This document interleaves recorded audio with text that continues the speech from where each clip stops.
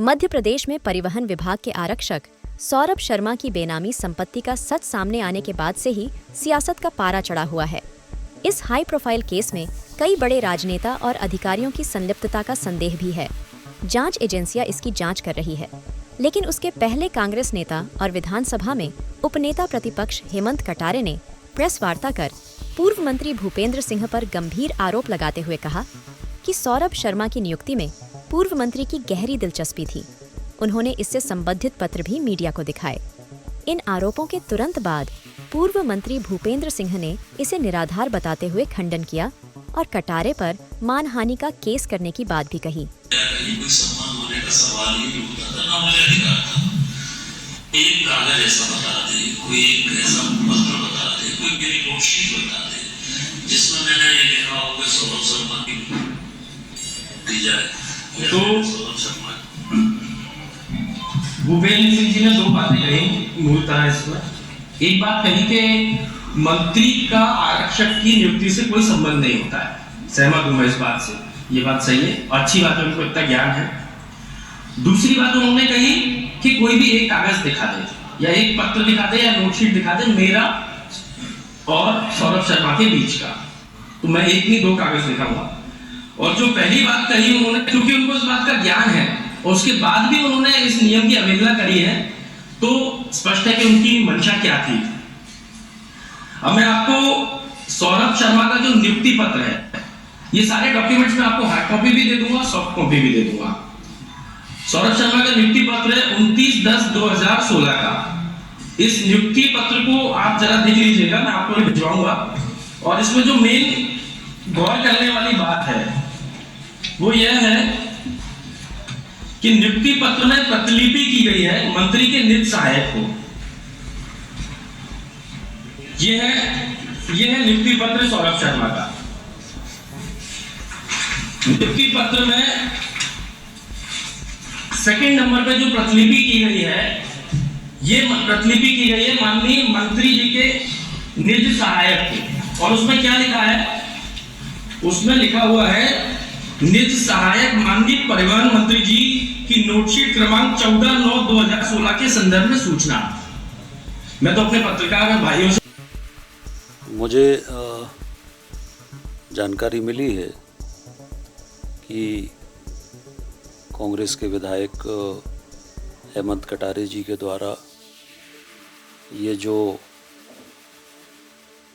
सौरभ शर्मा जो ये पूरा जो परिवहन का विषय जो सामने आया है और जो रेड हुई है और जो सौरभ शर्मा के यहाँ से जो भी सोना वगैरह या जो भी पकड़ा गया है, इस संबंध में हेमंत कटारे जी ने कहा है कि सौरभ शर्मा की नियुक्ति मेरे द्वारा हुई थी या मैंने अनुशंसा की थी, ये पूरी तरह से असत्य है। मैं पहले भी इस बात को कह चुका हूँ कि वो एक भी ऐसी नोटशीट दिखा दें कि जिसमें मैंने सौरभ शर्मा की नियुक्ति की अनुशंसा की हो या अनुमोदन किया हो या सहानुभूतिपूर्वक विचार करने के लिए लिखा हो। मैंने कभी भी सौरभ शर्मा की ना नियुक्ति की अनुशंसा की।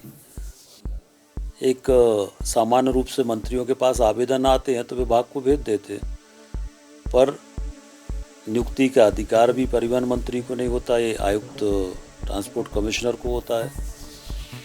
तो मेरे द्वारा ना कोई अनुशंसा की गई, ना कोई सहानुभूतिपूर्वक विचार करने के लिए लिखा गया, ना मेरे द्वारा कोई आदेश किया गया। हम सब जानते हैं, पूरा प्रदेश जानता है कि हेमंत कटारे मैनेज होके पत्रकार वार्ता करते हैं या मैनेज होके आरोप लगाते हैं। ये कोई एक मामला नहीं है, ये लगभग इनका हर दिन का काम है।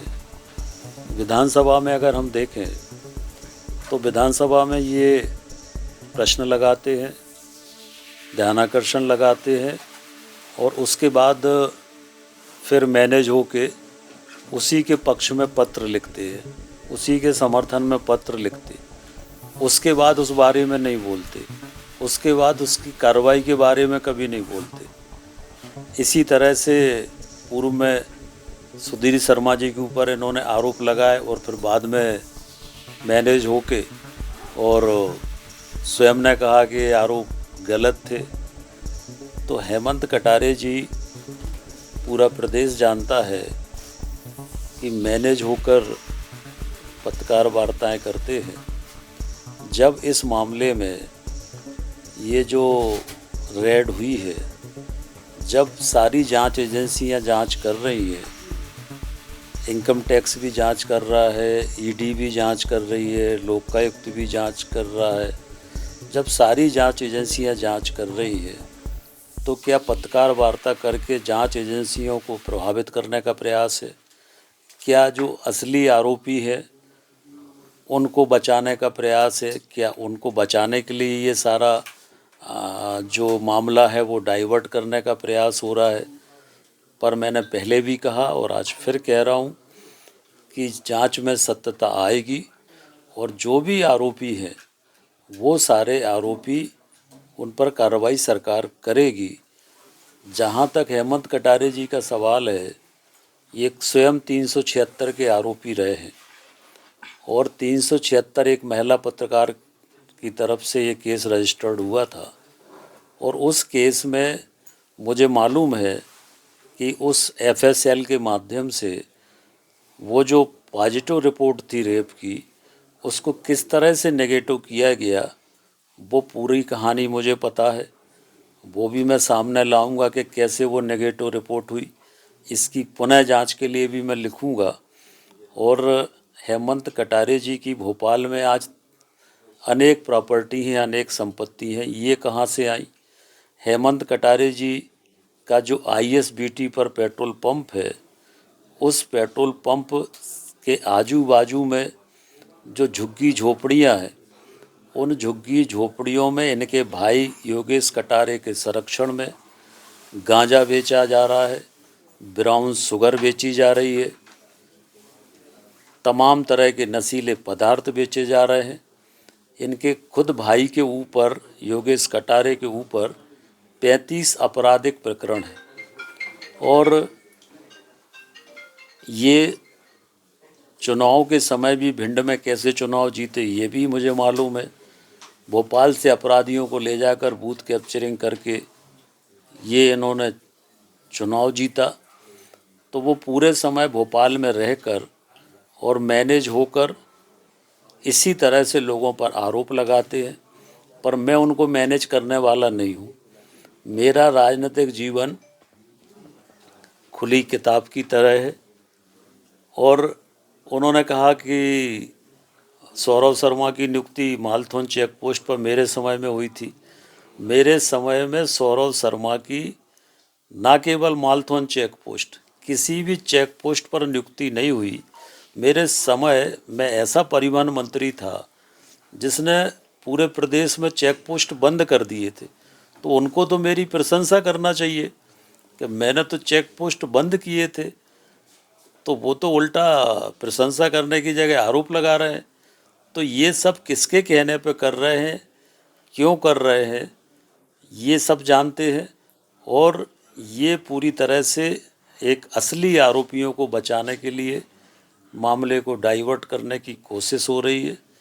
और हेमंत कटारे जी से मुझे प्रमाण पत्र लेने की ज़रूरत नहीं है। शायद उनको मेरे पारिवारिक इतिहास की जानकारी नहीं है, मेरी पैतृक संपत्ति की जानकारी शायद उनको नहीं है, और इसलिए उनने इस तरह की बात की। हमारे पिताजी ने 25 एकड़ ज़मीन जिसकी कीमत 500 करोड़ है मंदिर के लिए दान दी है। तो जिसके पिता 25 एकड़ मंदिर के लिए दान 500 करोड़ की ज़मीन दे रहे हैं, वो क्या ऐसे ये इस तरह की गंदगी करेगा क्या? तो ये पूरी तरह से मैनेज होकर ये पत्रकार वार्ता की है। हम इसकी खिलाफ मानहानि भी करेंगे। और ये क्यों हो रहा है, इसके पीछे कौन है, ये सबको मालूम है। और कैसे कैसे मैनेज होते हैं ये भी मुझे पता है। और इसमें भी कैसे मैनेज हुए वो भी मुझे पता है, और इसमें भी क्या मिला वो भी मुझे पता है।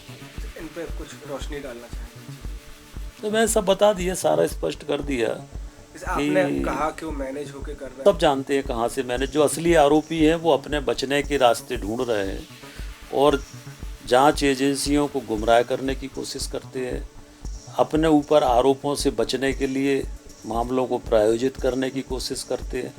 पर मैं कह रहा हूँ कि जब जांच हो रही है